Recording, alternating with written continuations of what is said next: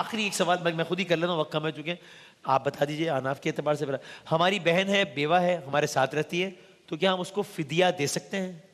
دیکھیں صدقات واجبہ جو ہیں، صدقات واجبہ کسی بھی مستحق زکوٰۃ کو دیے جا سکتے ہیں. ٹھیک ہے. زکوٰۃ، فطرہ، فدیہ، کفارہ، منت یا نذرانہ، یہ صدقات واجبہ کہلاتے ہیں. ان سب کے مصارف ایک جیسے ہیں، یکساں ہیں. اور اس میں اس رشتہ داروں کے حوالے سے اصول بھی یکساں ہے کہ اصول کو نہیں دے سکتے، فروع کو نہیں دے سکتے. تو چونکہ بہن بھائی جو ہے یہ اصول و فروع میں شامل نہیں ہے. اصول کہتے ہیں بندہ جن کی اولاد ہو، ماں باپ، دادا دادی، نانا نانی وغیرہ.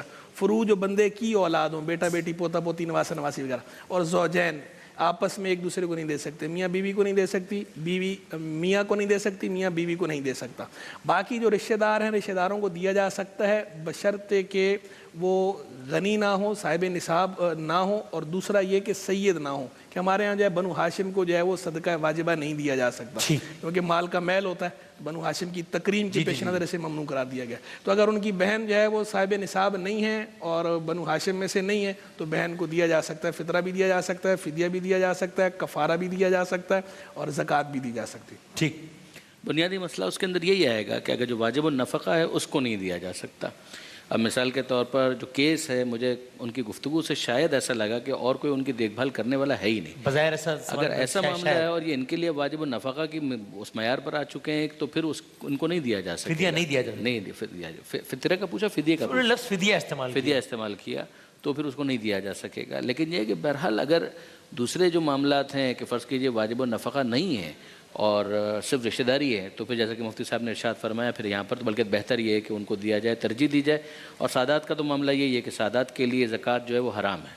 وہ بالکل اوساخ الناس اس کو کہا گیا ہے، میل ہے، اس کو بالکل حرام قرار دیا گیا ہے کہ ان کے لیے بالکل جائز نہیں ہے.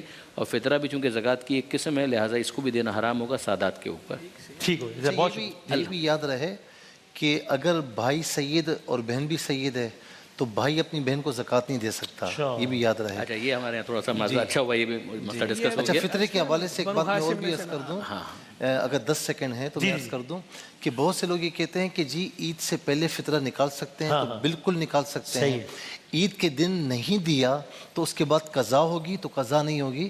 آپ اسے کبھی بھی ادا کر سکتے ہیں لیکن جلد از جلد ادا کر یہ نہ کہ وہ اب ٹائم نکل گیا کچھ نہیں ہو سکتا. جی ایسا نہیں ہے. اور سید کا فطرہ سید کو دیا جا سکتا ہے. اچھا، سید کا فطرہ. ٹھیک، بہت شکریہ. بس آخری ایک بات یہ بھی کہ فطرہ جو ہے وہ ہمارے یہاں دینے والے کی جگہ کا اعتبار ہوگا جہاں دینے والا موجود ہے. اگر رقم سے دے رہے ہیں تو، اگر جنس دے رہے ہیں تو پھر جس جگہ دیا جا رہا ہے اس کا اعتبار ہے. یعنی گندم دے رہے ہیں یا آٹا دے رہے ہیں اس جگہ کا اعتبار ہے. لیکن اگر فطرہ دے رہا ہے ایک بندہ ملک سے باہر ہے اور دوسری جگہ جو ہے فطرہ ادا کر رہا ہے تو خود رقم سے ادا کر رہا ہے تو پھر اس کی جگہ کا اعتبار ہے.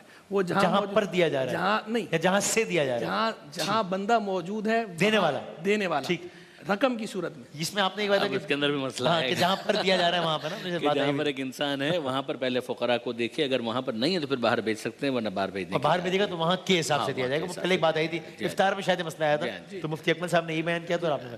جزاک اللہ، بہت بہت شکریہ. اچھا خاصا فطرہ دے دیا ہم نے اس سیگمنٹ میں.